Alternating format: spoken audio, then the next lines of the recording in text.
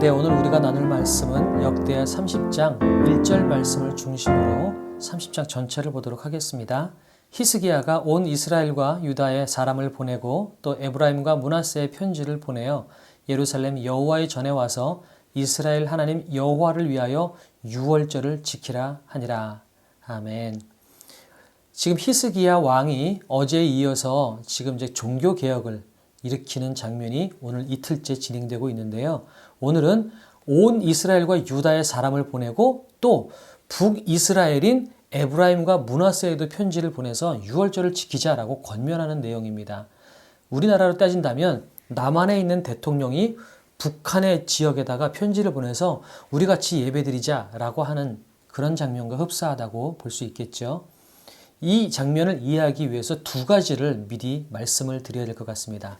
첫째는 뭐냐면 솔로몬이 죽고 나서 그의 아들 르호보암이 정책 결정을 잘못했기 때문에 여로보암이라는 사람이 들고 일어나서 나라가 둘로 갈라집니다. 마치 우리나라가 남북으로 갈라진 것처럼 남유다와 북이스라엘로 갈라지는데 솔로몬의 아들 르호보암은 두 지파와 더불어서 남유다를 세우고요.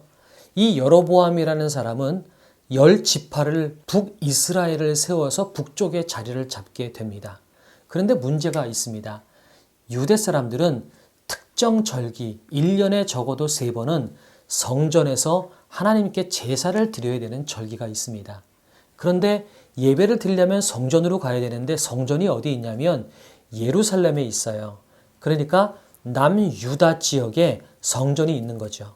그러니까 여로보암은 유대인들이 제사를 지내기 위해서 남유다로 내려가다 보면 구테타를 일으키거나 마음이 바뀔 수도 있고 그렇게 되면 이 북이스라엘이 와해될지도 모르겠다라는 두려움 때문에 너희들 남유다의 성전으로 내려가지 마라.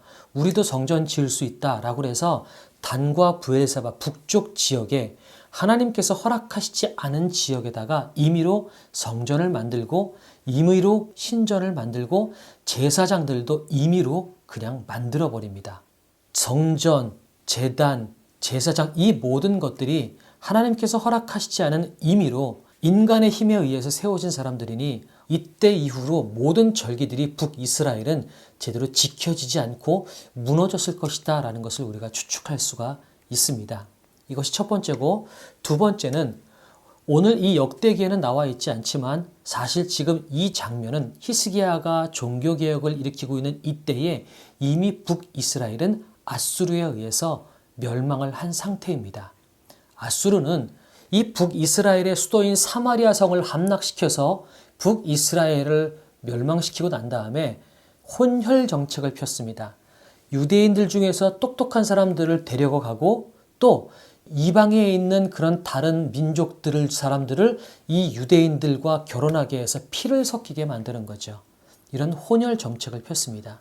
그러니 지금 히스기야가 에브라임과 므낫세에 편지를 보냈다는 것은 아수르가 사마리아 성을 함락하고 많은 사람들을 포로로 데려가고 난 다음에 그 남아있는 유대인들을 향해서 지금 히스기야가 권면하는 내용이라는 거죠. 이것은 이렇게 생각할 수가 있습니다. 소망이 없는 나라, 망한 나라, 이렇게 가망이 없는 나라를 회복할 수 있는 길은 우리가 예배를 회복하는 길밖에 없다. 하나님께 다시 돌아가는 길밖에 없다라는 메시지가 담겨져 있고 또한 온 이스라엘과 유다에 편지를 보내면서 북이스라엘에도 이렇게 편지를 보냈던 것은 너희와 우리는 한 하나님을 섬기는 같은 민족 아니냐. 분열된 우리가 연합하고 하나 될 수 있는 길도 역시 하나님을 예배하는 길밖에 없다라는 메시지가 담겨져 있다라는 거죠. 그래서 여호와를 위하여 유월절을 지킬 때에 그동안은 우리가 제사를 지내고 우리가 신앙생활을 했던 것이 나 자신을 위해서 신앙생활을 했다면 아니다. 우리가 여호와를 위하여서 신앙생활을 하고 여호와를 위하여 유월절을 지키고 예배를 회복했을 때 그분께서 우리를 회복시키시고 이끄실 것이다 라고 하는 메시지가 담겨져 있는 거죠. 그렇게 해서 에브라임과 므낫세와 이사갈과 스불론, 북이스라엘의 많은 사람들이 내려왔습니다. 그런데 이 사람들이 유월절 절기를 지키는 법을 잘 몰랐던 거죠. 제사장들이 유월절 양을 잡아서 성결하게 하기 위한 제사를 드렸는데 그 성결하게 한 유월절 양은 불에 태워야지 먹으면 안 됩니다. 그런데 이들이 몰라서 18절에 보니까 자기들을 깨끗하게 하지 아니하고 유월절 양을 먹어 기록한 규례를 어긴지라. 이 북이스라엘에서 온 사람들이 유월절 양을 그냥 먹은 거예요. 그래서 규례를 어겼습니다. 정식대로라면 규례를 어겼으니 죽임받아 마땅하지만 히스기야가 이들을 위해서 기도했을 때 하나님께서 히스기야의 기도를 들으시고 백성을 고쳤더라라고 성경이 이야기를 하고 있습니다. 우리가 아무리 연약하고 죄가 많고 우리가 아무리 곁길로 많이 빠졌다 할지라도 하나님께서는 우리를 두 팔 벌려 안아주시고 우리를 회복시키시고 고치실 그런 준비가 되어 있다라는 것입니다. 그렇다면 오늘 본문을 통해서 알 수 있는 것은 이 소망 없는 나라가 회복되는 길, 또한 분열된 나라가 다시 연합하고 하나 될 수 있는 길, 죄와 어두움과 좌절과 절망 속에 허덕이고 있는 내 인생이 다시 회복되고 일어설 수 있는 길도 하나님께 돌아가는 길밖에 없다는 것입니다. 여호와께 돌아갈 때 주님께서 우리를 두 팔 벌려 안아주시고 우리를 회복하실 것입니다. 사람이 회복하는 길, 나라가 회복하는 길, 분열된 나라가 연합하는 길, 소망 없는 민족이 다시 한번 일어서는 그 모든 길들은 우리가 예배를 회복하고 하나님의 자녀로서의 정체성을 회복하는 길밖에 없다는 것을 이야기하고 있습니다. 그렇다면 우리가 해야 될 것은 뭘까요? 우리 안에 무너진 예배를 다시 한번 살리는 것입니다. 잘못된 신앙생활로 말미암아 아니면 잘못된 환경으로 말미암아 예배를 예배답지 못하게 우리가 혹시 드린 것이 있다면 우리가 다시 한번 예배를 회복했으면 좋겠습니다. 아직도 비대면 예배이기 때문에 예배 드리는 것이 어려울지 모르지만 처해 있는 자리에서 더욱더 힘을 다해서 온 힘과 온 마음을 다해서 하나님 앞에 정성을 다해서 예배하고 하나님의 자녀로서의 정체성을 회복할 때 내 삶은 하나님께서 회복시키실 것입니다. 우리 그러한 기대와 소망을 담아서 우리 3월 9일날 불렀던 여호와께 돌아가자 찬양하고 기도하면서 또한 오늘 하루를 보내도록 하겠습니다. 내 백성이 나를 떠나 돌아섰지만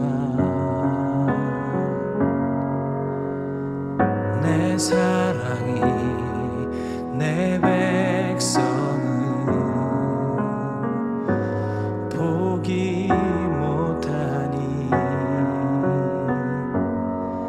내 모든 걸 내어주고 나 그들을 얻으리라. 여호와께 돌아가자. 우린 돌아서도 그는 변치 않네. 여호와께 돌아가자. 우린 넘어져도 그 사랑 영원하네. 여호와께 돌아가자. 우린 돌아서도 그는 변치 않네. 여호와께 돌아가자. 우린 넘어져도 그 사랑 영원하네.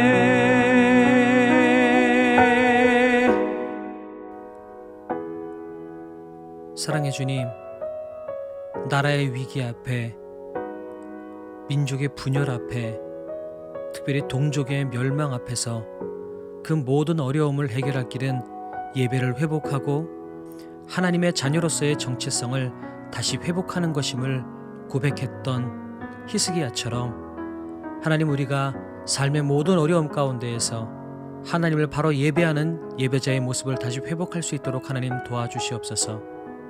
우리가 여호와께로 돌아갈 때 어떤 모습이든지 우리를 외면치 않으시고 우리를 품에 안으시며 우리를 용서하시는 그 하나님의 사랑을 믿고 우리가 담대하게 다시 한번 하나님의 자녀로 살아갈 수 있도록 도와주시옵소서. 우리가 하나님의 자녀로 살아가는 길은 예배가 회복되는 길입니다. 내가 처해져 있는 자리에서 예배가 회복되게 하나님 도와주시고 예배하는 마음이 회복되게 하나님 도와주시며 어디서든지 전심을 다해서 진심을 다해서 우리 하나님을 예배하는 한 사람 한 사람이 될 수 있도록 도와주시옵소서. 그렇게 일하실 주님을 찬양합니다. 감사드리며 예수님의 이름으로 기도드렸습니다. 아멘.